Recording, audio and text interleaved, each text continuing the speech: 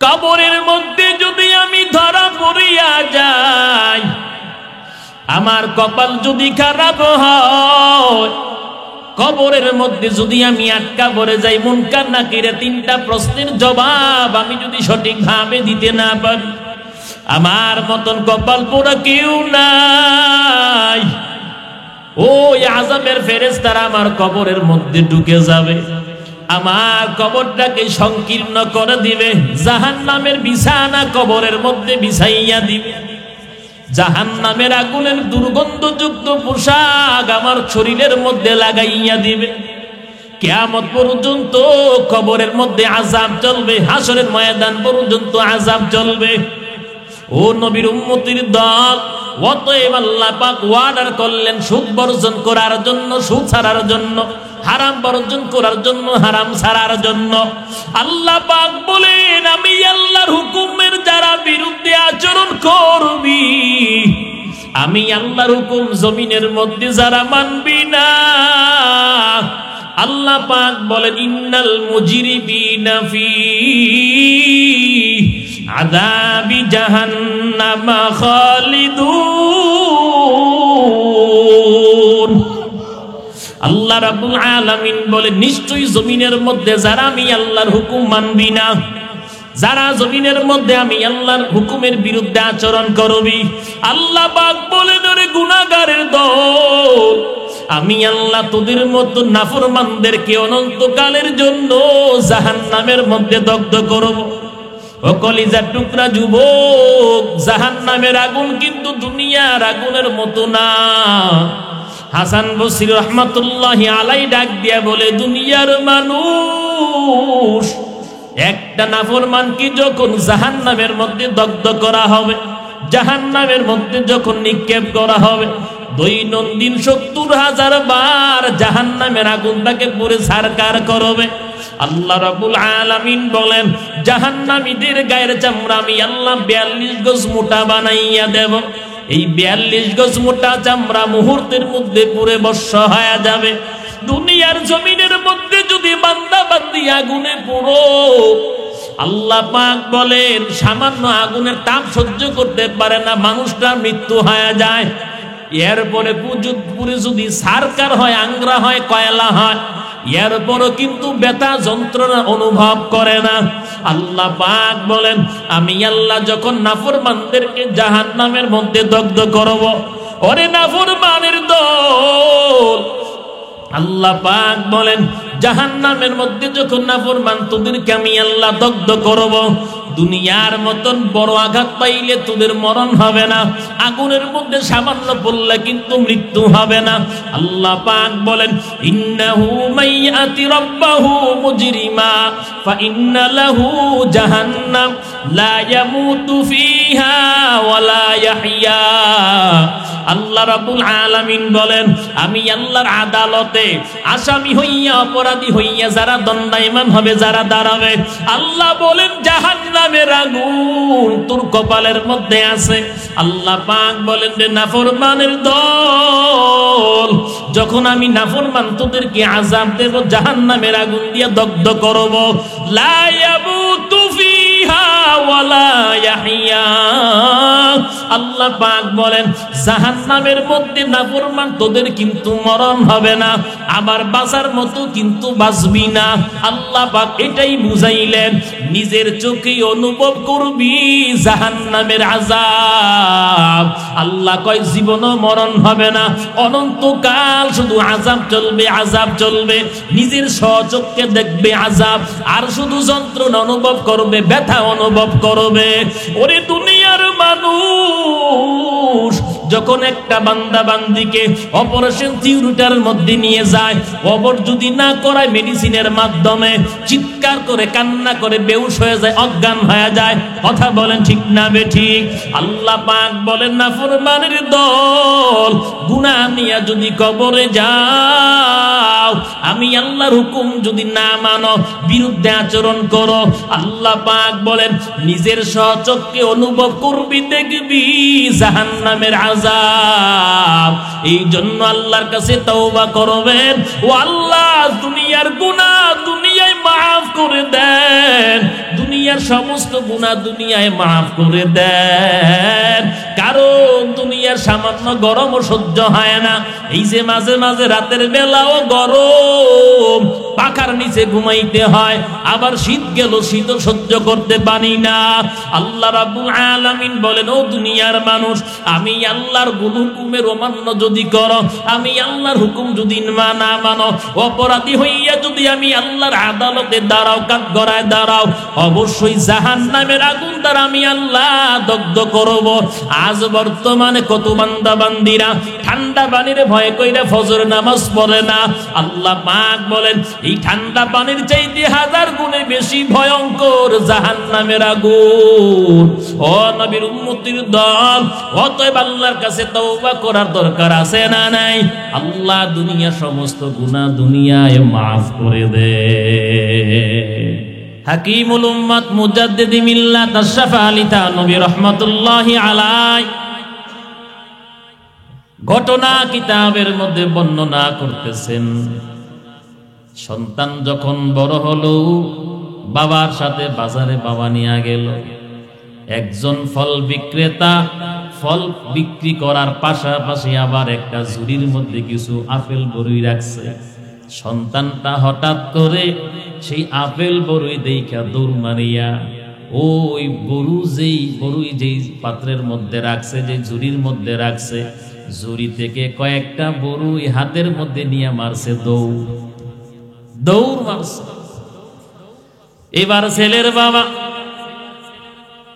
এখানে কোনো কিছু বলে না, বাড়িতে সোজা দৌড়, হাতের মধ্যে একটা অস্ত্র নিয়া ভালো করে ধার দিতেছে। যখন অস্ত্রটা ধার দিল, বিবিরে ডাক দিয়ে বলতেছে, বিবি তাড়াতাড়ি আমার কাছে আসো। বলে, সত্যি করে বলো, আমার সন্তান গর্ভে আসার পর এমন কি অন্যায় কাজ করেছো যার প্রভাব সন্তানের উপর? এবার স্বামী হাতের মধ্যে ছুরি নিয়ে ডাক দেয়া বলে, সত্য কথা যদি তুমি না বলো, এই ছুরিটা আমি তোমার গলার মধ্যে চালাইয়া দেব, দ্বিধা করব না। স্ত্রী ডাক দিয়া বলে, স্বামী আমার, বলে আসলে এই সন্তান যখন আমার গর্ভের মধ্যে, দুপুর বেলা খাওয়া দাওয়ার পর আমি একটু বাড়ির পাশে ঘোরাফেরা করতেছি, হাঁটাহুটি করতেছি, হঠাৎ করে পাশের বাড়ির এক ব্যক্তির বরুই গাছের ডাল বরুইর সাথে আমার চালের উপর ঝুঁকে আছে। সেখান থেকে কয়েকটা বরুই আমি বেয়া খেলে মুখে দিয়েছিলাম, খাইছিলাম। মনে হয় এটার প্রভাব আমার সন্তানের উপর পড়ছে, এর চেয়ে বেশি কিছু জানি না। নবীর উম্মতের দল, মা বাবা যদি হারাম ভক্ষণ করে, এর প্রভাব সন্তানদের উপর পড়বে। আমার আপনার নবী, মায়ার নবী, রহমতের নবী, সারওয়ারে দু আলম নবী বলেন, দুনিয়ার উম্মত রিজিক, হালাল রিজিক অন্বেষণ করা, হালাল রিজিক তালাশ করা, ফরজ যত কাজ আছে এর মধ্যে একটা ফরজ কাজ হলো হালাল রিজিক অন্বেষণ করা, তালাশ করা। নবী বলেন, ক্বালা রাসূলুল্লাহ সাল্লাল্লাহু আলাইহি ওয়াসাল্লাম, তলাবু কাসবিল হালালি ফারিজাতুম বাদাল ফারিজা। হালাল রিজিক যেই বান্দা বান্দি ভরসা করার মতন করবে, আল্লাহ পাক বলেন তার জন্য আমি আল্লাহ নিজেই যথেষ্ট হয়ে যাই। কার উপর ভরসা করব? কিস্তিওয়ালার উপর নাকি আল্লাহর উপর? যারা ফত্তনে সুদে টাকা দেয় তাদের উপর নাকি আল্লাহর উপর? কথা বলেন, কার উপর?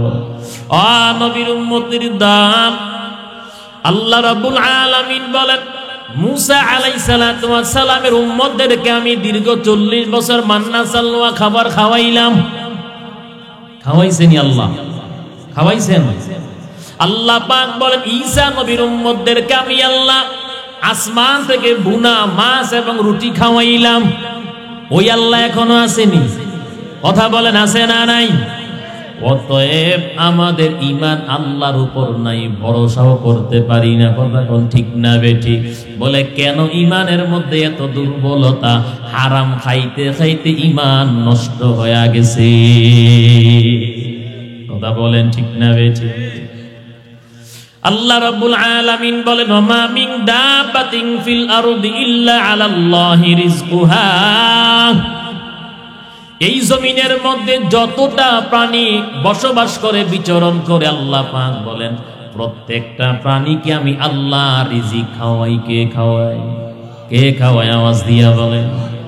ইমাম কুরতুবী রাহমাতুল্লাহি আলাইহি এই আয়াতের তাফসীর প্রসঙ্গে একটি ঘটনা উল্লেখ করেন, বলবনি। ইমাম কুরতুবী রাহমাতুল্লাহি আলাইহি তিনি একটি ঘটনা উল্লেখ করেন। আবু মুসা আবু মালিক রাদিয়াল্লাহু তাআলা আনহুমা দুইজন সাহাবী। এই দুইজন সাহাবী আশআরি গোত্রের ব্যক্তি ছিলেন। তাদের নেতৃত্বে ইয়ামান দেশ থেকে মুসলমানদের একটা কাফেলা মদিনাতুল মুনাওয়ারা হিজরত করার জন্য আসতেছেন। পথের মধ্যে পানি শেষ হয়ে গেল, খাবারও শেষ। রহমতের নবী সরওয়ারে দু আলম নবীর কাছে একজন মুখ্য পাত্র পাঠাইয়া দিল, মায়ার নবীর কাছে চলে যাও, নবীর কাছে গিয়া বলবা আমাদের কাছে পানিও নাই, খাবারও নাই। নবীর কাছে আমাদের এই দুঃখের কথা বললে অবশ্যই নবীজি আমাদের জন্য খাবারের ব্যবস্থা করবেন। সেই মুখ্যপাত্র চলে গেলেন। আস্তে আস্তে যখন মায়ার নবী রহমতের নবী সরওয়ারে দু আলম নবীজির কামরার কাছাকাছি যখন চলে গেলেন, হুজরা শরীফের কাছাকাছি যখন চলে গেলেন, নবীজি মহাগ্রন্থ আল কোরআন থেকে সূরাহ তেলাওয়াত করতেছেন, আর ওই সাহাবী বাহির থেকে শুনতেছেন। যখন নবীজি 6 নম্বর আয়াতটা তেলাওয়াত করেন, ওমা মিন দাবাতিন ফিল আরদি ইল্লা আলাল্লাহি রিজকুহা ওয়া ইয়ালামু মুস্তাকাররাহা ওয়া মুস্তাওদাআহা কুল্লুন ফি কিতাবিম মুবিন। আল্লাহ রাব্বুল আলামিন আয়াতের মধ্যে স্পষ্ট ভাবে বলেন জমিনের মধ্যে যত প্রাণী বিচরণ করে প্রত্যেকটা প্রাণী রিজিক আমি আল্লাহ যোগাইয়া দেই। সুবহানাল্লাহ। এই মুখ্যপাত্র আয়াত যখন শুনলেন, আয়াতের অর্থ যখন তিনি জানলেন, বুঝতে পারলেন, তিনি চিন্তা করা আরম্ভ করলেন, যেহেতু আল্লাহ পাক সমস্ত প্রাণী রিজিকের জামিনদার, অতএব নবীর কাছে বলার দরকার নাই যে আল্লাহ পাক গাছের মধ্যে বসবাস করার করনেওয়ালা পাখির রিজিক দেয়, যে আল্লাহ পাক সমস্ত প্রাণী রিজিকের ব্যবস্থা করেন। অবশ্যই ওই সমস্ত মাখলুকের চাইতে আল্লাহর কাছে আমরা দামি। আল্লাহ পাক আমাদের জন্যও রিজিকের ব্যবস্থা করবে। সুবহানাল্লাহ। কি পরিমাণ আল্লাহর উপর ভরসা ছিল, তাওয়াক্কুল ছিল, বিশ্বাস ছিল। দৌড়ে চলে গেল, উপস্থিত সকল মানুষের কাছে বলতে লাগলো তোমাদের জন্য সুসংবাদ, আল্লাহর পক্ষ থেকে রিজিকের ফায়সালা আসবে। উপস্থিত সকলেই ভাবতেছে মনে হয় নবীজি খানা দেওয়ার জন্য একটা আশ্বাস দিছেন। এই কাফেলার সবাই উপবিষ্ট একটা জায়গার মধ্যে বসে আছে। একটু পর দুইজন যুবক খাঞ্চা ভর্তি রুটি এবং গোশত বুনাইনা তাদের সামনে হাজির করলো। সুবহানাল্লাহ বলতেন না? কাফেলার সকলে তৃপ্তি সহকারে খাওয়া আরম্ভ করলো। খানার পর যখন গোশত এবং রুটি অনেকটাই রয়ে গেল, পরামর্শ করলো খানা নষ্ট করার দরকার নাই। দুইজনকে পাঠাইয়া দিল, যাও যাও তুমি নবীর দরবারে খাবারগুলো নিয়ে আইসো, আর নবীজিকে বলবা আমাদের প্রয়োজন হলে আমরা আবার খাবার চেয়ে নিব। আখিরি জামানার পয়গম্বর মুহাম্মদ রাসূলুল্লাহ সাল্লাল্লাহু আলাইহি ওয়াসাল্লাম দুইজন সাহাবা আমার নবীর দরবারের দিকে রওনা হয়। নবীর কাছে গিয়া যখন বলল, পয়গম্বর আপনার দেওয়া গোস্ত ভুনা এবং রুটি বড়ই মজা লাগছে, খুব সুস্বাদু হয়েছে, আমরা সকলে তৃপ্ত সহকারে পান করেছি, খাইছি। ও নবী, এই খাবারগুলো উপসেই জন্য আপনার দরবারে নিয়ে আসছি, কারণ খাবার নষ্ট করা যাবে না, প্রয়োজন হলে আমরা আবার চেয়ে নেব। নবীজি আশ্চর্য হইয়া তাকাইয়া রইলেন। মায়ার নবী বলেন, কখন আমি তোমাদের জন্য খাবার পাঠাইলাম? রুটি এবং গোশত কই? আমি তো তোমাদের জন্য খাবার পাঠাই নাই। এবার দুইজন মুখপাত্র নবীর কাছে পুরা ঘটনা বর্ণনা করল আর বলল, পয়গম্বর, ইয়ামান দেশ থেকে আমরা একটা কাফেলা মদিনাতুল মুনাওয়ারার উদ্দেশ্যে আমরা যাত্রা করলাম।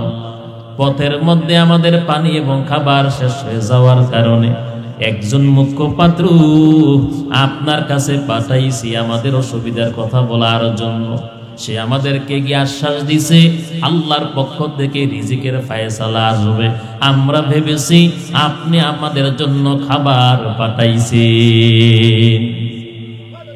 আমার আপনার নবী মায়ার নবী, রহমতের নবী, দু জাহানের বাদশা, সারওয়ারে দু আলম, মায়ার নবী বুঝার বাকি নাই, আসলেই তো আমিও খাবার পাঠাই নাই। নবীজি ডাক দিয়া বলে, ও সাহাবী, আসলে আমি তোমাদের জন্য কোনো খাবার পাঠাই নাই। তারা বলে, কে পাঠাইলো? নবী বলেন যে আল্লাহ পাক আমারে খাওয়ায়, তোমাদেরকে খাওয়ায়। আসমানের নিচে জমিনের উপর যত মাখলুক বসবাস করে, যত প্রাণী বসবাস করে, যে আল্লাহ তাদেরকেও খাওয়ায়, ওই আল্লাহ পাক তোমাদের জন্য খাবার পাঠাইছেন। মায়ার নবী, রহমতের নবী, সরওয়ারে দু আলম যখন এমন বর্ণনা করলেন, তারা নবীর দরবার থেকে দৌড়াইয়া সুসংবাদ জানাইয়া দিছে। তারা বলল, নবীর আমাদের জন্য খাবার পাঠায় নাই, স্বয়ং আল্লাহ পাক আমাদের জন্য আসমান থেকে খাবার পাঠাইছে। নবী তাও জানাইয়া দিল, সাহাবী, যেই দুইজন যুবক তোমাদের জন্য খাবার নিয়ে গেল, এই দুইজন যুবক দুনিয়ার সাধারণ মানুষ না, নিঃসন্দেহে আল্লাহর দুইজন প্রেরিত ফেরেশতা। আল্লাহ পাক তোমাদের দরখাস্ত কবুল করেছেন, তোমাদের উপর খুশি হয়ে গেছেন, কারণ পেটের ক্ষুধায় তোমরা হারামের চিন্তা করো নাই। অকলিজার টুকরা যুবক, ও দাড়ি পাকাওয়ালা বৃদ্ধ মুরব্বী বাবা, ও পর্দার অন্তরের মা, না খাইয়া রাত দিন কাটাইবেন, এরপর জীবনে কোনোদিন হারামের চিন্তা করবেন না। যারা বর্তমানে সুদের সাথে জড়িত, তওবা করেন, কারণ আমার আল্লাহ পাক বলেন, সুদের গুনাহ নিয়ে যদি কবরে যাও, সারা জীবনের জন্য জাহান্নামের মধ্যে আযাব ভোগ করা লাগবে। কারণ আল্লাহ পাক বলেন, সুদকে আমি আল্লাহ ধ্বংস করে দেই, দান সদকাকে আমি আল্লাহ বৃদ্ধি করে দেই। ও নবীর উম্মতের দল, 1 টাকা পরিমাণ যদি একজন আরেকজনের কাছ থেকে না বইলা খাইছেন, এক আল্লাহর ওলি বলেন, দুনিয়ার মানুষ হাসরের কঠিন ময়দানে 1 টাকা খানার অপরাধে তোমার জীবন থেকে 70 রাকাত ফরজ নামাজের সওয়াব দেওয়া লাগবে। স্টেজের মধ্যে ডানে বামে সামনে পিছনে যারা আছেন, বলেন তো বুকে হাত দিয়া জীবনে যত নামাজ পড়লাম, কোন ওয়াক্তের নামাজটা আল্লাহর কাছে কবুল হইছে? এই ময়দানে এমন একজন নাই, আমার জিন্দেগীর সমস্ত আমল আল্লাহ কবুল করেছেন, তবে আমরা আশাবাদী। কথা বলেন ঠিক না বেঠিক? অতএব আল্লাহ পাক মুসা আলাইহিস সালাতু ওয়াস সালামকে ডাক দিয়ে বলে, পয়গম্বর, দুনিয়ার মানুষ দোয়া কবুল করাইতে চায়, আমি আল্লাহ তাদের দোয়া কবুল করতে চাই। আল্লাহ পাক ডাক দিয়ে বলে, পয়গম্বর, দুয়ার কবুলিয়তকে রেখেছি আমি আল্লাহ হালাল রিজিক বক্ষণ করার মাধ্যমে। আর দুনিয়ার মানুষ দোয়া কবুল করাইতে চায় হারাম বক্ষণ করার মাধ্যমে। আল্লাহ পাক বলেন, মুসা বলো কিভাবে আমি আল্লাহ তাদের দোয়া কবুল করব। অতএব কলিজার টুকরা যুবক, দাড়ি পাকাওয়ালা বৃদ্ধ মুরব্বী বাবা, যদি বর্তমানে কেউ হারামের সাথে জড়িত থাকে, অন্তর থেকে আল্লাহর কাছে তওবা করিয়া লন। কারণ এই হারাম বক্ষণ করার মাধ্যমে আপনার দেহের প্রত্যেকটা অঙ্গ প্রত্যঙ্গ, প্রত্যেকটা পার্টস নাপাক হয়ে গেছে। জবানটা পর্যন্ত নাপাক।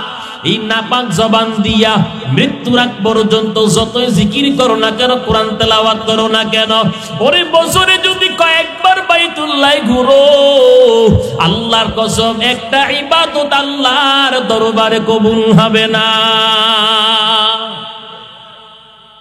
কথা বলেন না কেন? হারাম বক্ষণ করার দ্বারা কাপুরুষতা সৃষ্টি হয়, ইমানের নূর নষ্ট হয়, ইলমের বরকত নষ্ট হয়ে যায়। হারাম বক্ষণ করার দ্বারা শরীরটা নাপাক হয়ে যায়, অপবিত্র হয়ে যায়। আল্লাহ রাব্বুল আলামিন বলেন, খবরদার, সাবধান, যারা আমি আল্লাহর বয়ান শোনার পরেও সুদ ছাড়ো নাই, বকেয়া ছাড়ো নাই, আল্লাহ পাক বলেন তোর মতো জালেম প্রস্তুত হও আমি আল্লাহ এবং আমার রাসূলের সাথে যুদ্ধ করার জন্য। নাউযুবিল্লাহ।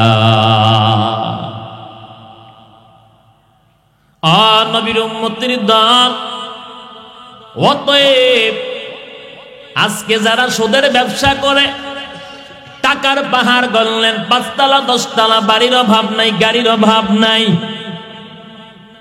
আমি আপনাদের কাছে প্রশ্ন রাইখা গেলাম, এই 5 তলা বিল্ডিং, 10 তলা বিল্ডিং, দামি দামি গাড়ি দিয়া কি লাভ হবে?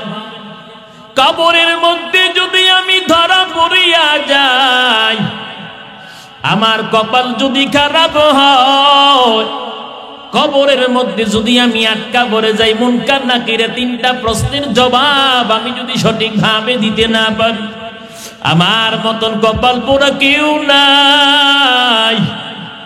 ওই আযাবের ফেরেশতারা আমার কবরের মধ্যে ঢুকে যাবে, আমার কবরটাকে সংকীর্ণ করে দিবে, জাহান্নামের বিছানা কবরের মধ্যে বিছাইয়া দিবে, জাহান্নামের আগুনের দুর্গন্ধযুক্ত পোশাক আমার শরীরের মধ্যে লাগাইয়া দিবে। কিয়ামত পর্যন্ত কবরের মধ্যে আযাব চলবে, হাসরের ময়দান পর্যন্ত আযাব চলবে। ও নবীর উম্মতের দল, অতএব আল্লাহ পাক ওয়ার্ডার করলেন সুদ বর্জন করার জন্য, সুদ ছাড়ার জন্য, হারাম বর্জন করার জন্য, হারাম ছাড়ার জন্য। আল্লাহ পাক বলেন, আমি আল্লাহর হুকুমের যারা বিরুদ্ধে আচরণ করবি, আমি আল্লাহর হুকুম জমিনের মধ্যে যারা মানবি না, আল্লাহ পাক বলেন, ইন্নাল মুজরিমিনা ফি আযাবি জাহান্নাম খালিদুন। আল্লাহ রাব্বুল আলামিন বলেন, নিশ্চয়ই জমিনের মধ্যে যারা আমি আল্লাহর হুকুম মানবি না, যারা জমিনের মধ্যে আমি আল্লাহর হুকুমের বিরুদ্ধে আচরণ করবি, আল্লাহ পাক বলেন, ওরে গুনাহগারের দল, আমি আল্লাহ তোদের মতো নাফরমানদেরকে অনন্তকালের জন্য জাহান্নামের মধ্যে দগ্ধ করব। ও কলিজার টুকরা যুবক, জাহান্নামের আগুন কিন্তু দুনিয়ার আগুনের মতো না। হাসান বসরি রাহমাতুল্লাহি আলাইহি ডাক দিয়া বলে, দুনিয়ার মানুষ, একটা নাফরমানকে যখন জাহান্নামের মধ্যে দগ্ধ করা হবে, জাহান্নামের মধ্যে যখন নিক্ষেপ করা হবে, দৈনন্দিন 70,000 বার জাহান্নামের আগুন তাকে পুরে ছারকার করবে। আল্লাহ রাব্বুল আলামিন বলেন, জাহান্নামীদের গায়ের চামড়া আমি আল্লাহ 42 গজ মোটা বানাইয়া দেব। এই 42 গজ মোটা চামড়া মুহূর্তের মধ্যে পুরে বর্ষ হয়ে যাবে। দুনিয়ার জমিনের মধ্যে যদি বান্দা বান্দি আগুনে পুরো, আল্লাহ পাক বলেন সামান্য আগুনের তাপ সহ্য করতে পারে না, মানুষটার মৃত্যু হয়ে যায়। এরপরে পুরে যদি সারকার হয়, আংরা হয়, কয়লা হয়, এরপরও কিন্তু ব্যথা যন্ত্রণা অনুভব করে না। আল্লাহ পাক বলেন আমি আল্লাহ যখন নাফরমানদেরকে জাহান্নামের মধ্যে দগ্ধ করব, ওরে নাফরমানের দল, আল্লাহ পাক বলেন জাহান্নামের মধ্যে যখন নাফরমান তোদেরকে আমি আল্লাহ দগ্ধ করব, দুনিয়ার মতন বড় আঘাত পাইলে তোদের মরণ হবে না, আগুনের মধ্যে সামান্য পড়লে কিন্তু মৃত্যু হবে না। আল্লাহ পাক বলেন ইন্নাহু মাইয়াতি রাব্বাহু মুজরিমা ফা ইন্না লাহু জাহান্নাম লা ইয়ামুতু ফিহা ওয়া লা ইয়াহইয়া। আল্লাহ রাব্বুল আলামিন বলেন আমি আল্লাহর আদালতে আসামি হইয়া অপরাধী হইয়া যারা দণ্ডায়মান হবে, যারা দাঁড়াবে, আল্লাহ বলেন জাহান্নামের আগুন তোর কপালের মধ্যে আছে। আল্লাহ পাক বলেন যে নাফরমানের দল, যখন আমি নাফরমান তোদেরকে আযাব দেব, জাহান্নামের আগুন দিয়ে দগ্ধ করব, লা ইয়ামুতু ফিহা ওয়া লা ইয়াহইয়া। আল্লাহ পাক বলেন জাহান্নামের মধ্যে নাফরমান তোদের কিন্তু মরণ হবে না, আবার বাঁচার মতো কিন্তু বাঁচবি না। আল্লাহ পাক এটাই বুঝাইলেন, নিজের চোখে অনুভব করবি জাহান্নামের আযাব। আল্লাহ কয় জীবনও মরণ হবে না, অনন্তকাল শুধু আযাব চলবে, আযাব চলবে, নিজের স্বচক্ষে দেখবে আযাব, আর শুধু যন্ত্রণা অনুভব করবে, ব্যথা অনুভব করবে। ওরে দুনিয়ার মানুষ, যখন একটা বান্দা বান্দিকে অপারেশন থিয়েটারের মধ্যে নিয়ে যায়, অবর যদি না করায় মেডিসিনের মাধ্যমে চিৎকার করে কান্না করে বেহুশ হয়ে যায়, অজ্ঞান হয়ে যায়। কথা বলেন ঠিক না বেঠিক? আল্লাহ পাক বলেন নাফরমানের দল, গুনাহ নিয়ে যদি কবরে যাও, আমি আল্লাহর হুকুম যদি না মানো, বিরুদ্ধে আচরণ করো, আল্লাহ পাক বলেন নিজের স্বচক্ষে অনুভব করবি, দেখবি জাহান্নামের আযাব। এই জন্য আল্লাহর কাছে তওবা করবেন, ও আল্লাহ দুনিয়ার গুনাহ দুনিয়ায় মাফ করে দেন, দুনিয়ার সমস্ত গুনাহ দুনিয়ায় মাফ করে দেন। কারণ দুনিয়ার সামান্য গরমও সহ্য হয় না। এই যে মাঝে মাঝে রাতের বেলাও গরম, পাখার নিচে ঘুমাইতে হয়, আবার শীত গেল শীতও সহ্য করতে পারি না। আল্লাহ রাব্বুল আলামিন বলেন ও দুনিয়ার মানুষ, আমি আল্লাহর হুকুমের অমান্য যদি করো, আমি আল্লাহর হুকুম যদি না মানো, অপরাধী হইয়া যদি আমি আল্লাহর আদালতে দাঁড়াও, কাঠগড়ায় দাঁড়াও, অবশ্যই জাহান্নামের আগুন দ্বারা আমি আল্লাহ দগ্ধ করব। আজ বর্তমানে কত বান্দা বান্দিরা ঠান্ডা পানির ভয় কইরা ফজর নামাজ পড়ে না। আল্লাহ পাক বলেন এই ঠান্ডা পানির চাইতে 1000 গুণে বেশি ভয়ঙ্কর জাহান্নামের আগুন। ও নবীর উম্মতির দল, অতএব আল্লাহর কাছে তওবা করার দরকার আছে না নাই? আল্লাহ দুনিয়ার সমস্ত গুনাহ দুনিয়ায় মাফ করে দে। এ জীবনে না করিলাম বন্দেগী, গুনাহ করে কাটাইলাম জিন্দেগি, গুনাহ করে কাটাইলাম জিন্দেগি। তওবা করে আবার তওবা ভাঙ্গিলাম, তওবা করে আবার তওবা ভাঙ্গিলাম, অবশেষে খাঁটি তওবা করিলাম। আল্লাহ রাব্বুল আলামিন বলেন ও দুনিয়ার ঈমানদারেরা, আমি আল্লাহ জমিনের মধ্যে পবিত্র রিজিক রাখলাম, ওই রিজিক অন্বেষণ করো, তালাশ করো এবং ভক্ষণ করো। আল্লাহ পাক বলেন জমিনের মধ্যে এমন কোনো রেকর্ড নাই, ইতিহাস নাই যে খানার অভাবে কোনো মানুষ মারা গেছে, কিন্তু এমন বহু ইতিহাস আছে বেশি খানার কারণে স্ট্রোক করে মারা গেছে, ভিতরের নারী বুড়ি ফাইটা মারা গেছে। কথা কোন ঠিক না বেশি? মাত্র কয়েকদিন আগের খবর, এক আল্লাহর বান্দা বাজি লাগছে, অনেকগুলি কলা এবং গুড় খাবে, বাজি লাগছে। গুড় খাওয়াও শেষ, বাজির মধ্যে যদিও জয়লাভ করছে, কিছুক্ষণের মধ্যে মৃত্যুবরণ করছে। বেশি খাইছে, মারা গেছে, রেকর্ড আছে, ইতিহাস আছে, কিন্তু খানার অভাবে কোনো মানুষ জমিনে মরে নাই। আল্লাহ রাব্বুল আলামিন বলেন, যদিও তুমি বাংলাদেশে বসবাস করো, আমেরিকা লন্ডনের মধ্যে তোমার রিজিক যদি থাকে, সেখানে আমি আল্লাহ কোনো না কোনো উপায় তোমারে পৌঁছাইয়া দেব। দেয়নি আল্লাহ?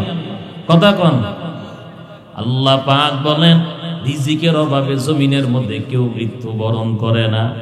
আল্লাহ পাক বলেন, আমি আল্লাহর উপর ভরসা করো, আমি আল্লাহর উপর তাওয়াক্কুল করার মতন করো, আমি আল্লাহ রিজিকের ফয়সালা করে দেব। আল্লাহ পাক বলেন, নামাজের মাধ্যমে আমি আল্লাহর কাছে রিজিক চাও, নামাজ পড়ো, জমিনের মধ্যে রিজিক তালাশ করো। আল্লাহ পাক বলেন, জমিনের মধ্যে আমি আল্লাহ কত কর্মসংস্থানের ব্যবস্থা করে দিলাম। আল্লাহ কয়, মানুষ তোমাদেরকে ছাড়া আমি আল্লাহ অন্য কোনো প্রাণীর জন্য তোমাদের মতন কর্মসংস্থানের কোনো ব্যবস্থা করি নাই। এরপরেও যেই সমস্ত পশু পাখিগুলি মালিকানাধীন, তাদের খাবারের ব্যবস্থা মালিক করে, যেগুলোর কোনো মালিক নাই, নিজে নিজে চলাফেরা করে বসবাস করে, আল্লাহ পাক বলেন, তাদের রিজিকের ব্যবস্থাও আমি আল্লাহ করে দেই। হালাল খাবার যদি অল্প হয়, একেবারে কম যদি হয়, শাক যদি হয়, ভর্তা যদি হয়, এরপর আল্লাহ পাক বলেন, খাইলে ইমানের নূর বেড়ে যায়। সুবহানাল্লাহ বলেন না? আমলে বরকত হয়, ইলমে বরকত হয়। হালাল যদি অল্প হয়, পাহাড় পরিমাণ দরকার নাই। অনেক বান্দা বান্দি আছে জমিনের মধ্যে শুধু কিভাবে সম্পদ উপার্জন করা যায়, জীবনও কোনোদিন যাচাই বাছাই করে নাই, জীবনও কোনোদিন চিন্তা ভাবনা করে নাই, আমি যে মাল কামাই করতেছি, আমার এই মাল কামাই করা হালাল ভাবে নাকি হারাম ভাবে। কারণ আল্লাহ পাক হাসরের ময়দানে 5টা প্রশ্ন করবেন।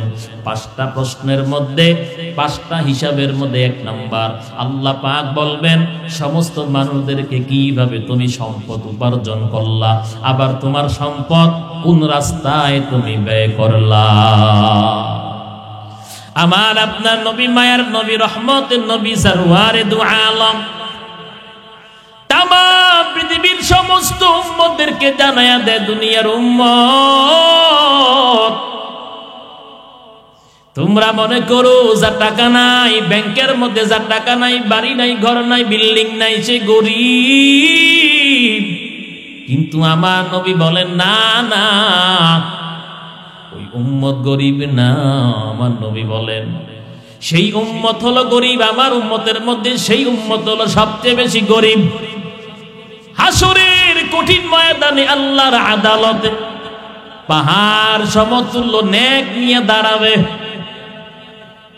এবার 50 জন দাঁড়াইয়া যাবে, আল্লাহর কাছে তার বিরুদ্ধে মামলা করবে, ও মালিক, আয় আল্লাহ, এই ব্যক্তির কাছ থেকে আমি 1 লক্ষ টাকা পাই, আমার সন্তানকে বিদেশে নিবে বলে 2 লক্ষ টাকা নিছে, কোন রকম কষ্ট করে 1 লক্ষ টাকা আমি তার কাছ থেকে নিয়েছি, আরো 1 লক্ষ টাকা পাই, দেয় নাই।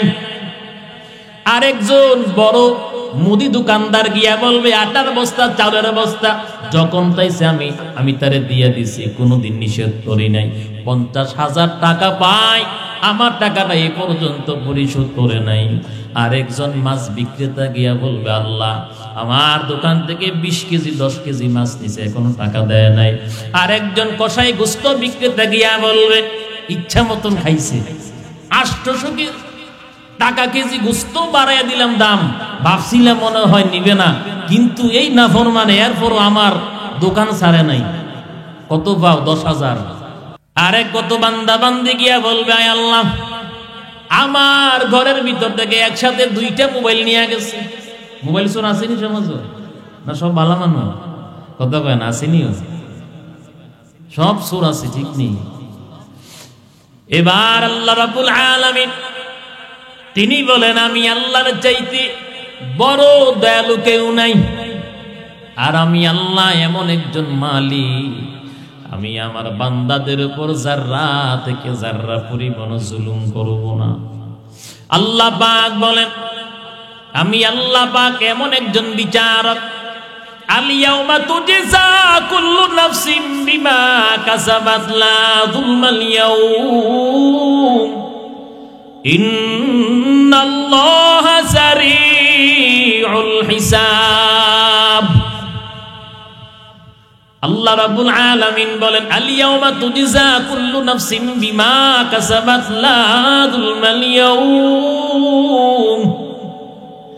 আমি আল্লাহ পাক যখন হাসরের ময়দানে ট্রাইব্যুনাল কায়েম করব, আল্লাহ পাক বলেন, আমি আল্লাহ এমন একজন বিচারপতি, দুনিয়ার জমিনে কত মানুষ ন্যায় বিচারের জন্য, সুষ্ঠু বিচারের জন্য বিচারকদের ধারে ধারে পিছনে পিছনে দৌড়াইছে, বিচার পায় না। আল্লাহ পাক বলেন, আমি এমন একজন মালিক, আমি আমার বান্দাদের উপর জুলুম করব না যাররা পরিমাণ।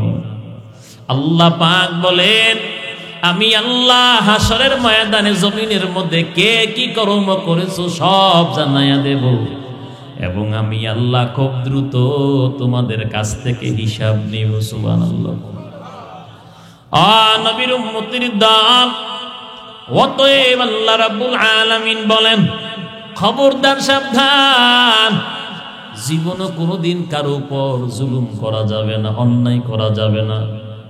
আল্লাহ রাব্বুল আলামিন বলেন, আমি আল্লাহ জমিনের মধ্যে যে হালাল রিজিক তোমাদেরকে দান করলাম, ওই হালাল রিজিক ভক্ষণ করো। আল্লাহ পাক বলেন, জীবন চলে যাবে, এর উপর হারামের দিকে ধাবিত হইও না, পা বাড়াইও না, ধৈর্য ধরে অপেক্ষা করো, আমি আল্লাহ আসমান থেকে রিজিকের ফায়সালা করে দেব। আল্লাহ পাক দেয়নি, বলেন দেয়নি আল্লাহ। আর হালাল রিজিক যদি অল্প একেবারে কম হয়, এরপর এটা খাইয়া আল্লাহর শুকর আদায় করবেন। আর যদি পাহাড় পরিমাণ হয়, আপনার সম্পদ যদি পাহাড় পরিমাণ হয়, যদি বছরে 2-4 বার হজ করেন, মসজিদ মাদ্রাসা করেন, বলেন আপনার এগুলো কবুল হবে নি। হয়তো আপনি নেক নিয়ে আল্লাহর দরবারে দাঁড়াইলেন, পাওনাদার এক একজনের পর একজন দাঁড়ায়া যাবে। এইভাবে দিতে দিতে পরিশোধ করতে করতে বলে টাকায় না, দুনিয়ার জমিনে টাকা দিয়ে টাকা পরিশোধ করে, ঋণ পরিশোধ করে। আল্লাহর নবী বলেন, হাসরের ময়দানে দুনিয়ার জমিনে একে অপরের সম্পদ খাইছে, আত্মসাৎ করছে। আল্লাহ নবী বলেন, হাসরের ময়দানে নেক দিয়ে এগুলো পরিশোধ করা হবে। এবার ফেরেশতাদেরকে আল্লাহ পাক অর্ডার করবে, 1 লক্ষ টাকার বিনিময়ে কি পরিমাণ নেক আসে। দিতে দিতে দিতে দিতে একটা পর্যায়ে সমস্ত নেক শেষ হয়ে যাবে, আরো 10 জন পাওনাদার দাঁড়ায়া যাবে। ও আল্লাহ, সোমবারে দিবে বলে 2000 টাকা নিছে, কত সোমবার আইসে গেছে, এর দেয় নাই। 1500 নিয়ে আর জীবনও দেয় না, আছে নিয়ম, আরো দাঁড়ায়া যাবে। আল্লাহ পাক বলবে, ও ফেরেশতারা দেখো তার আমল নামায় সওয়াব আসেনি। ফেরেশতারা বলবে, আল্লাহ তার আমল নামার মধ্যে কোনো সওয়াব নাই, নেক নাই। বলে, কি করা? আমি আল্লাহর চাইতে বড় বিচারপতি কেউ নাই, আমি আল্লাহর চাইতে বড় ন্যায় বিচারক কেউ নাই। আল্লাহ পাক বলেন, একটা কাজ করো, 1000-2000 টাকার বিনিময়ে কি পরিমাণ গুনাহ হয়? বলে, বান্দার আমল নামা থেকে গুনাহ নিয়া ওই বান্দার আমল নামার মধ্যে পাঠাইয়া দাও। এভাবে গুনাহ শুধু যাইতে থাকবে, যাইতেই থাকবে। একটা পর্যায়ে আমার আপনার নবী বলেন, নেক তো শেষই, এবার গুনাহ নিতে নিতে যাইতে যাইতে গুনার পাহাড় হয়ে যাবে। আমার নবী ডাকতে বলে, দুনিয়ার উম্মত, যার ঘর নাই, বাড়ি নাই, টাকা নাই, পয়সা নাই, ওই বান্দা বান্দি গরিব না। আল্লাহর নবী বলেন, প্রকৃত গরিব হলো, ফকির হলো, মিসকিন হলো আল্লাহর দরবারে আমার যে উম্মত নেকের পাহাড় নিয়ে দাঁড়াবে, একটা পর্যায়ে পরিশোধ করতে করতে গুনার পাহাড় হয়ে যাবে। নবী বলেন, সেই প্রকৃত গরিব, কথা কোন ঠিক না বেঠিক, তার চাইতে অসহায় কেউ নাই। অতএব খবরদার, জীবন আর কোনোদিন যাই না শুই না হারামের দিকে পা বাড়াবো না। রাজি আছেননি সবাই? এবারে আসেন, হালাল বক্ষণ করলে কি ফায়দা হয়? দেওবন্দ মাদ্রাসার পাশে একজন আল্লাহর বান্দা, যার নাম শাহজি আব্দুল্লাহ। কি নাম বলবো? শুনবেন? শাহজি আব্দুল্লাহ আল্লাহ রাব্বুল আলামিনের একজন খাঁটি গোলাম ছিলেন। একেবারে গরিব মানুষ, জমিন থেকে ঘাস কাইটাই না বাজারের মধ্যে বিক্রি করতেন। বর্তমানে মানুষ কত ভিআইপি হয়ে গেছে, ঠিক না বেটি? ঘরের মধ্যে 3 বেলা খায়, দোকানপাটে আরো 2-4 বেলা নাস্তা করে, এরপরে বলে খায় না। আছে না নাই? এক বেলা ডাক্তারের কাছে গিয়ে কয়, ডাক্তার সাহেব আমার মুখে একবারে রুচি নাই। কয় সকালে কি খাইছেন? কয় 1 টুপি চালের খোলা পিঠার একটা মিষ্টি কুমড়া। ডাক্তার কয় বুঝছি হন আমারে খাইতে নিছেন। এ কথা কয় না? এত খাওয়ার পরে বলে রুচি নাই। এ কথা কোন ঠিক না বেটি? চিন্তা করছেন মিয়া, বেশি খাইলে রুচি আইব কই থেকে? সাহাবায়ে কারামদেরকে অনুসরণ করেন। সাহাবায়ে কারাম ক্ষুধা লাগলে খাইতেন, ক্ষুধা থাকতে খানা শেষ করে দিতেন। এই জন্য রোগ বালাই কম হয়। আর আমরা তো রোগ কি এরকম, আমরা পাইলে হুশ থাকে না। কথা কোন ঠিক নেই? আবার যদি না পাই, আর যদি না পাই ইচ্ছা মতন খা। আর বাঙালি খানার পাগল, খানার পাগল নেই। মিয়ার রাত 12টায় মাইকে ঘোষণা হয়েছে, কইরে তাবারুক শেষ। হ্যাঁ দিছে বালতি বুলতি লিয়ে দৌড়, লুঙ্গি তুইছে বাড়িতে, কিন্তু খবর নাই তো খানার গ্রান পাইছে। আইতে আইতে এই যে আপনাকে মতো লাইটিং করা, যখন কাছাকাছি এসে ছায়া দেহের পরনে লুঙ্গি নেই, আই সর্বনাশ, আবার লুঙ্গি আনার জন্য দিছে দৌড়। এখন লুঙ্গি আইনা দে, আবার তাবারুক নাই। ও মিয়া খাওয়ায় কে? তো রিজিকে যদি থাকে আল্লাহ পাক আপনার অবশ্যই যে কোনো একটা উপায় খাওয়াবে। আর রিজিকে না থাকলে আপনি বালতি দিয়ে দৌড় দিলে হইব? কথা কয় না? এই জন্য রিজিকের মালিক কে বলেন? কমিটির লোকেরা ইমাম সাহেবের ডর দেখায়, ওই কথা মতো চললে নাই তোলে আপনার চাকরি কিন্তু আগামী মাস থেকে নাও থাকতে পারে। আমি কই না, অনেকে কয়, ডর দেখাইনি। আই সর্বনা, চিন্তা করে যেই ইমামের পিছনে আমরা নামাজ পড়ি, একতাদা করি, ওই ইমামরে এইভাবে ব্ল্যাকমেল করা। ওই কথা মতো চললেন। সভাপতি সাহেব যেমনি কইছে এমনি শুনলেন, সেক্রেটারি সাহেব যেমনি কইছে এমনি শুনলেন। নাউজুবিল্লাহ কইতেন না? আচ্ছা, এই মুসল্লিরা নামাজ কবুল হইব নি? যে কমিটির লোকেরা ইমামরে গোলাম মনে করে, অসম্মানী করে, আচরে নামাজটা ফইরা ওই শাসটলে চা খায় আর কয় হুজুরের চলাটা আমার পছন্দ না। কয়নিও ভাই আপনারা আওয়াজ দেন কে? হুজুরের চলাফেরাটা একটু কেমন কেমন জানি লাগে, সন্দেহ লাগে। প্রথম প্রথম খুব বালা দেখছিলাম, এখন দেই যে একটার জায়গা কাইক সাইডটা দেয়, ঠিক নেই। পাঞ্জাবিটি কেমনি যে পরে আড়াড়া দেখছো নি তোমরা? আমি অনেকদিন ধরে খেয়াল করতেছি। আচ্ছা, এমন মুসল্লি নামাজ হইব নি? কথা কোন হইব? মেহরবানি কইরা ইমাম পছন্দ হইলে রাখবেন, না হইলে বিদায় করবেন, অসুবিধা নাই। সসম্মানে যেমনি হাসি মুখে একটা ইমামরে নিয়োগ দেন, ওই হাসি মুখে আবার সম্মানের সাথে তাকে বিদায় দিবেন, ঠিক আছে নি? কিন্তু ইমামের পিছনে নামাজও পড়বেন, আবার শাসটলে বইয়া সমালোচনা করবেন, আপনার নামাজ হবে না। এই কথা বলেন না কেন? আপনার নামাজ হবে না কেন? মনে রাখবেন, যেই মহল্লায় উলামায়ে কারামদেরকে লাঞ্ছিত করা হয়, অপমান করা হয়, সেই এলাকায় আল্লাহর গজব নাজিলের রহমত হয় না। কথা বলেন? এই জন্য খবরদার, উলামায়ে কারামদের বিরোধিতা করবেন না, কারণ ইন্নাল উলামা ওয়ারাসাতুল আম্বিয়া। সুবহানাল্লাহ না? এটা কি আমার কথা, নবীজির কথা? এখানে উলামায়ে কারামরা আছে, জিজ্ঞাসা করেন। নবী বলেন উলামায়ে কারাম হলো আমার নবীর ওয়ারিস। নবীর ওয়ারিস কারা? এই জন্য চিন্তা ভাবনা করেন। আর জাগর সিনার ভিতরে কোরআন আছে, যাদের সিনার মধ্যে কোরআন আছে, নবীর হাদিস আছে, ওনাদের সাথে কথা বলার সময় আদব বজায় রাখবেন। হ্যাঁ, আপনি বড় ইঞ্জিনিয়ার, ঠিক আছে, আপনার ইঞ্জিনিয়ারই আপনার জায়গায়, ঠিক না বেঠি? আপনি বড় ডাক্তার, ডক্টর, প্রফেসর, অসুবিধা নাই তো। আপনি বড় হেডমাস্টার, আলহামদুলিল্লাহ, অসুবিধা নাই। আপনার মাস্টারই আপনি স্কুলে দেখাবেন, কথা পায় না? আপনার মাস্টারই আপনি স্কুলে দেখাবেন। আপনার ডাক্তারি আপনি হসপিটালে দেখাবেন, মসজিদে আইসা হুজুরের ভুল দইরা আপনি ডাক্তারি আর মাস্টারি দেখাইয়েন না।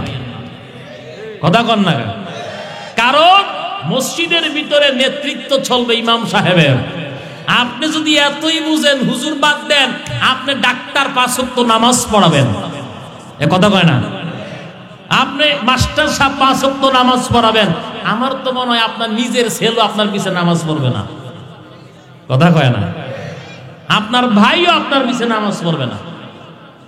এই জন্য বেখেয়ালে যারা ইমাম মুয়াজ্জিন মাদ্রাসার ওলামায়ে কেরামদের সাথে এগুলো করেন, আল্লাহর রাস্তে বর্জন করেন, আল্লাহ পাক দেখবেন আপনাদেরকে সম্মান বাড়াই দিবে এবং আপনাদের সমাজ এলাকায় মহল্লায় রহমত বর্ষণ হবে। সুবহানাল্লাহ কন্যা। শাহজি আব্দুল্লাহ জমিন থেকে ঘাস কাইটা বাজারে বিক্রি করে আল্লাহর একজন বান্দা। দিলটা বড় ভালো, তার ঘাস মানুষ এইটা মনে কইরা নেয়। শাহজি আব্দুল্লাহর ঘাস ক্রয় কইরা মহিষে খাওয়াইলে দুধ বাড়াইয়া দেয়। সুবহানাল্লাহ কন্যা। বরকত দেওয়ার মালিক কি? এখনের যুগে ছেলেরা সিএনজি চালাইতে চায় না, অটো চালাইবে তো দূরের কথা, কিন্তু হ্যাঁ 24 ঘন্টা গাঁজা টানতে পারবো। কথা কম, হ্যাঁ 24 ঘন্টা গাঁজা খাইতে পারবো, মনে করি এটা সম্মান। কথা কন ভাই, ঠিক না বেশি? মিয়া চিন্তা করেন কত ভিআইপি, অথচ এর কাছে মাইয়া বিয়ে দেয় না, ভাই বেকার। খবরদার, যদি কর্ম হালাল হয় জীবনে কোনোদিন এটাকে বয়কট করবেন না, ঘৃণা করবেন না, ছোট মনে করবেন না। যদি কর্ম হালাল হয় অবশ্যই নবী রাসূলটা পর্যন্ত বকরি চড়াইছে, চড়ান নাই? চড়াইছে না? ইব্রাহিম আলাইহিস সালাম কি এর কাজ করছে কোন? ইব্রাহিম নবী উনি লোহা দিয়া অস্ত্র বানাইতেন। তাহলে যারা লোহার কাজ করে আমরা কি কই? আচ্ছা যাক, আসতে কোন, এটা নবীর কথা চলতেছে নাকি? নবীর সামনে কথা বলতে আদব বজায় রাখতে হবে। দেখেন, তবে ইব্রাহিম নবীর কাজ আর আমগো বর্তমানে যে কামাররা কাম করে, হ্যাঁ হ্যাঁ নেয় অরিজিনাল এক নাম্বার রেতের ছুরি দিব টাকা নিছে। এক দিছে কয় নাম্বার রেতের ছুরি? 9 নাম্বার নি, হ্যাঁ 9 নাম্বার রেতের ছুরি ধরাইয়া দিছে নি। এইবার এই হাজী সাহেব নিয়ত করছে কুরবানির সময় গরু জবাই করব। আল্লাহ যেই ছুরি বানাই আনছি এক পুষে শেষ। এইবার হাজী সাহেবে ফুসাইতে সব এনার্জি শেষ, কিন্তু এরপরও চামড়া রক কয়েক গাল দিয়ে বাহির হইছে। মনে মনে কয় দাঁড়া কামার, তুই দোয়ানটা খুললে ইদ্রা যাক। ঠিক না বেঠি? ঠগাইনি, এমনি ঠগাইনি কম। কিন্তু ইব্রাহিম আলাইহিস সালাম লোহার মধ্যে হাত রাখতেন, ফানির মতন গইলা যাইত। সুবহানাল্লাহ কন্যা। এবং তিনি যেই অস্ত্রটা বানাইতে চাইতেন সাথে সাথে হয়ে যাইত। সুবহানাল্লাহ। যাই হোক, বলছিলাম শাহজি আব্দুল্লাহর কথা। দেওবন্দ মাদ্রাসার পাশেই বাড়ি ছিল, বহু আগের কথা বলতেছি। শাহজি আব্দুল্লাহ ঘাস বিক্রি করে, আর মানুষের একটা ধারণা বিশ্বাস, তার ঘাস ক্রয় করে মহিষে খাওয়াইলে মহিষ দুধ দেয় বেশি, দুধের মধ্যে বরকত হয়। তার ঘাস এতই কিনার চাহিদা বাড়ত, কিন্তু শাহজি আব্দুল্লাহ বর্তমানে আমগো সিএনজি ভাইদের মতন পেট ভরা বাড়াইতো না। যত চাহিদা বাড়ত কিন্তু টাকা বাড়াইতো না। আমগো সিএনজি ভাইয়েরা মাঝে মাঝে দেখবেন, যদি রাত্র 12টা-1টার দিকে একজনে পাইছে ডাকাত তাইতে দেরি হইছে, তার আজ কোবাইলাম কি কর, ঠিক না বেঠি? 50 টাকার ভাড়া 500 কত? কয় ভাই আপনি দেখতারেন, কয় আমার মনে না আমার ছাড়া কেউ যাইবা, আমি তো রাজি হইছি। হয়নি? জুলুম কিনা? হেদায়ের কিতাব যারা পড়ছেন আপনারা কইতে পারবেন। ব্যবসা বাণিজ্য যারা করেন, এই ব্যবসা বাণিজ্যের মধ্যে লাভ করারও কিন্তু একটা মাপকাঠি আছে না নাই? অতএব আপনি সিএনজি চালান, অটো চালান, অসুবিধা নেই। যেহেতু অগমা করতেছেন, রাত্র আপনি জাগরণ করতেছেন, অবশ্যই আপনার 50 টাকার ভাড়াটা প্রয়োজনে আপনার 100 টাকা বাড়াই দিল। কিন্তু আপনি যদি 500 টাকা চান, ওই ব্যক্তির উপর জুলুম কিনা? হেও দেখে নিরুপায় হইয়া বাড়ি তো যাওয়া লাগবে নাকি? কিচ্ছু করার নাই। অতএব আমার ভাইরা, এমনি কাউরে বিপদে পড়লে সাহায্য করবেন, কিন্তু এইভাবে দরজিফা দিয়ে টাকা আদায় করেন না।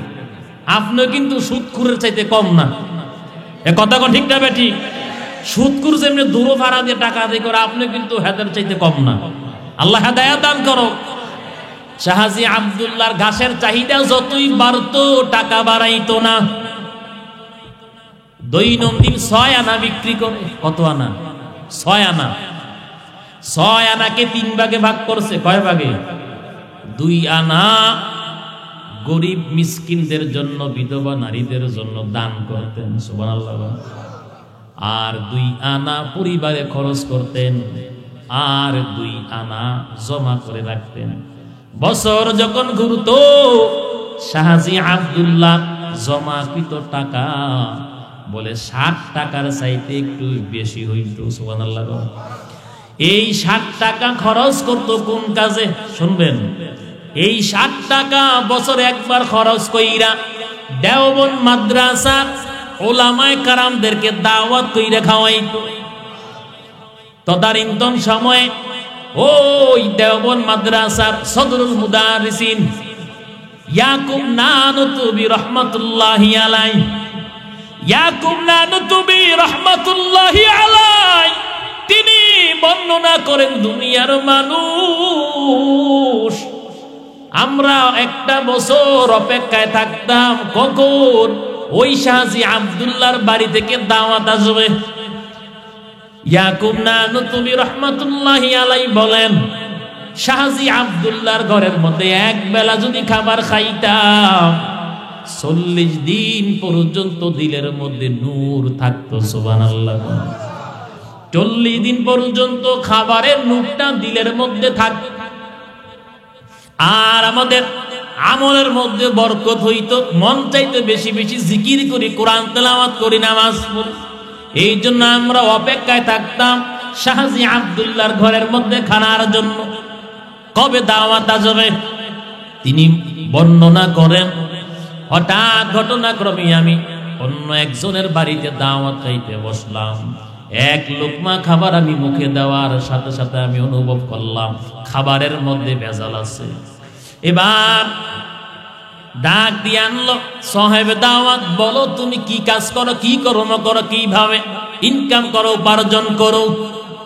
বলার পর তিনি জানতে পারলেন এই রিজিকের মধ্যে হারামের গন্ধ আছে এবং হারাম মিশ্রিত আছে। তিনি খাবারটা মুখ থেকে ফালাইয়া দিলেন, আর খাবার খাইলেন না। ইয়াকুব নানুতুবি রাহমাতুল্লাহি আলাইহি তিনি বলেন, আমি যে এক লোকমা খাবার খাইছি পেটের ভিতরে আমার জেগেছে 2 মাস পর্যন্ত আমার মন আমারে গুনাহের দিকে ধাবিত করছে, নাউজুবিল্লাহ।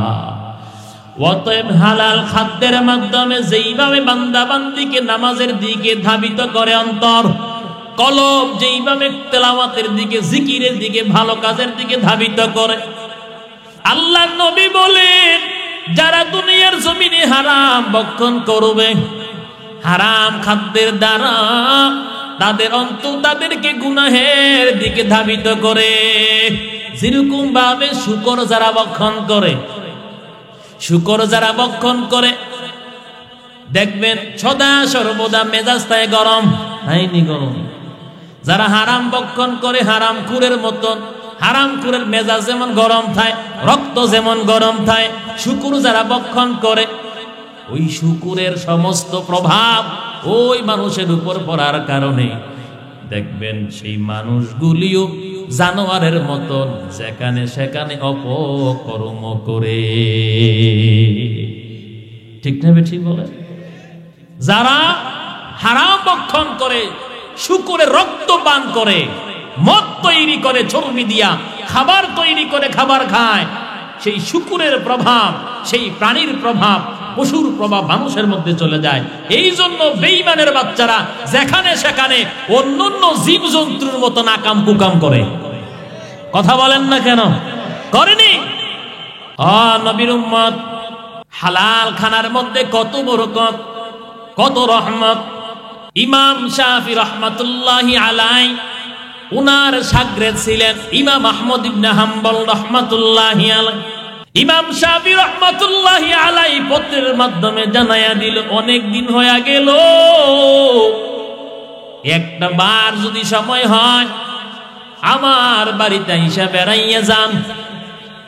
ইমাম আহমদ ইবনে হাম্বল রহমাতুল্লাহি আলাইহি শায়েখের পত্র পাওয়ার সাথে সাথে উনিও জানায়া দিলেন, অমুক তারিখ নির্দিষ্ট করে পত্রের মাধ্যমে জানায়া দিলেন, আমি অমুক তারিখে আসতে আছি। ইমাম শাফি রহমাতুল্লাহি আলাইহি উনি আমির উমারা তাদের কিনিয়া শহরের বাইরে চলে গেলেন, মিশরের এক প্রান্তে চলে গেলেন। আর ইস্তেকবালের মাধ্যমে ইমাম আহমদ ইবনে হাম্বল রহমাতুল্লাহি আলাইহি, যিনি যুগের শ্রেষ্ঠ একজন ইমাম, ওনাকে আলান সাহালান ইস্তেকবালের মাধ্যমে রিসিভ করলেন, বাড়িতে নিয়ে গেলেন। পরামর্শ সাপেক্ষে মেহমানদারি হবে ইমাম শাফি রহমাতুল্লাহি আলাইহির ঘরে। রাতের বেলা খাবার খাবে, দস্তরখানের মধ্যে যখন বসে এক একটা করে যখন খাবারের আইটেম দস্তরখানে হাজির করা হলো, ইমাম আহমদ ইবনে হাম্বল রহমাতুল্লাহি আলাইহি উদর পূর্ণ করে খাওয়া আরম্ভ করলেন। ইমাম শাফি রহমাতুল্লাহি আলাইহির সন্তানেরা দূর থেকে তাকায়া দেখে, জবানার শ্রেষ্ঠ একজন ইমাম আমাদের ঘরে, আনন্দে আত্মহারা। তবে এত খাবার খাইলো দেইখা একটু ভুল মন্তব্য আরম্ভ করল। কারো যার আল্লাহওয়ালা বুজুর্গানে দিন, তারা কি বেশি খায় না কম খায়? কথা কন, বেশি খায় না কম খায়? কিন্তু ইমাম আহমদ ইবনে হাম্বল এত বেশি খাইলো মনে হয় কয়েক সপ্তাহের বুখা। রাতের বেলা শয়ন করবে, খাস কামরায় চলে গেল। শাফি রহমাতুল্লাহি আলাইহির সন্তানেরা তাহাজ্জুদে নামাজ পড়ার জন্য আলাদা পানি রাখলো। ফজরের পর সকালবেলা ইমাম শাফি রহমাতুল্লাহি আলাইহির সন্তানেরা তাকাইয়া দেখে নামাজের জন্য যে পানিটা রাখছিল, পানিটা খরচ হয় নাই। সন্দেহ করছে ব্যাপার কি, তাহাজ্জুদ পড়ে নাই, মন্তব্য করতেছে। আর বাবার কাছে গিয়া বলে, বাবা কেমন ইমাম, কেমন শাগরেদ, আপনি বললেন জবানার একজন শ্রেষ্ঠ ইমাম, রাতের বেলা দেখলাম উদর পূর্ণ করে খাইলো, রাতের বেলা তাহাজ্জুদ পড়ে নাই। ইমাম শাফি রহমাতুল্লাহি আলাইহি এগুলো শোনার পর ইমাম আহমদ ইবনে হাম্বল রাহিমাহুল্লাহ ওনাকে জিজ্ঞাসা করলো, ও আহমদ ব্যাপার কি, এত পরিবর্তন কেন?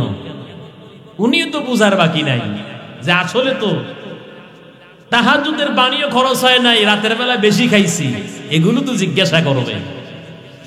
এবার ইমাম শাফি রহমাতুল্লাহি আলাইহি যখন জিজ্ঞাসা করলো, ইমাম আহমদ ইবনে হাম্বল রাহমাতুল্লাহি আলাইহি ডাক দিয়া বলে, যখন আমি আপনার ঘরের মধ্যে খাইতে বসলাম, দস্তরখানের মধ্যে যখন একটার পর একটা খাবার উপস্থাপন করা হলো, আমি দেখলাম এই খাবারের মধ্যে এত বরকত,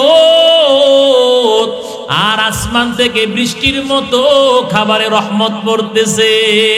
আমি ইমাম আপনি ইবনে হাম্বল সিদ্ধান্ত নিলাম, কয়েকদিন দরকার হয় না খাইয়া থাকবো, উপবাস থাকবো, কিন্তু এরপরেও এমন বরকতের খানা হাতছাড়া করা যাবে না।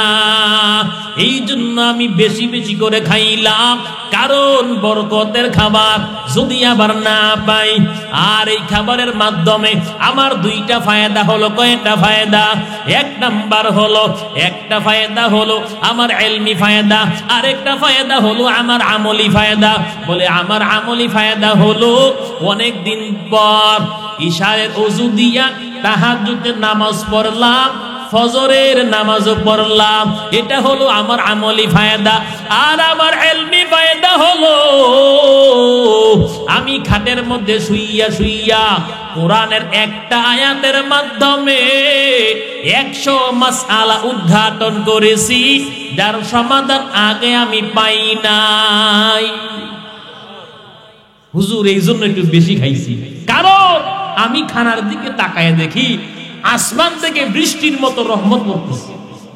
সুবহানাল্লাহ। ও ভাইজান, এই জন্য হালাল খানা যদি একেবারে অল্প হয়, এটা খাইয়া কার শুকর আদায় করবেন? কার শুকর আদায় করবেন?